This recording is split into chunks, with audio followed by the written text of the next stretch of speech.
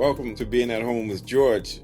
Very excited to be here, and let's begin. Let's create the possibility of being able to say yes to whatever comes up, to embrace it, generate the hope, and make wise choices.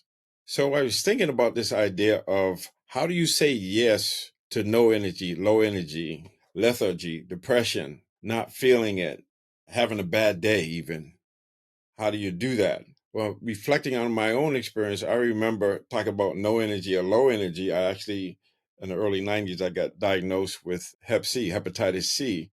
And the way it affected me was I would have this fatigue, this tiredness that was so severe that I didn't even have enough energy to meditate in a traditional way, like to sit and meditate, sit in a chair for 10, 15, 20 minutes or sit on a cushion, whatever.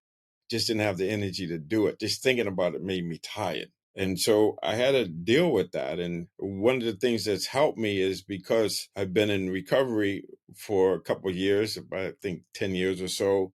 And I remember what I did. One of my trainings was to think about acceptance.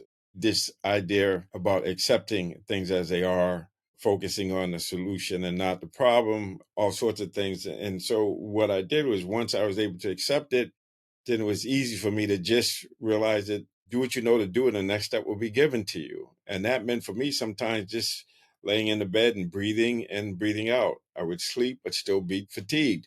And then slowly but surely I started doing the one thing, do what you know to do and the next step will be given to you. So sometimes like whatever I was doing, just focus on that, focus on being fully present. And that really helped quite a bit and reminded of what Emerson said. He said, do the thing and you will have the power. And of course, me doing what I do, and I wrote a book called The Mindful Athlete Secrets to Pure Performance, and I talk about right effort. That means how do you generate enough enthusiasm to get beyond lethargy or low energy? And the interesting thing is effort creates energy. And so when you do the one thing and you chunk it and then do the next thing, then do the next thing, you get into a rhythm or flow. And then at some point I was able to do things. I was still functional, like I said, but I would get this fatigue.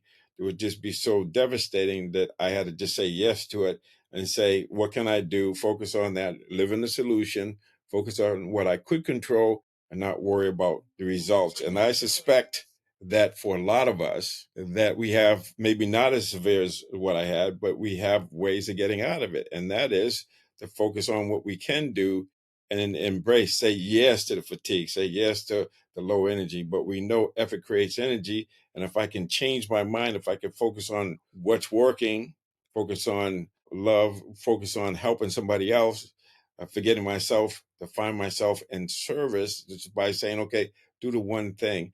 And then that's enough. And so we have this ability. And sometimes it's just as simple as just breathing in, breathing out. I'm here, and then just do what you know to do, and the next step will be given to you.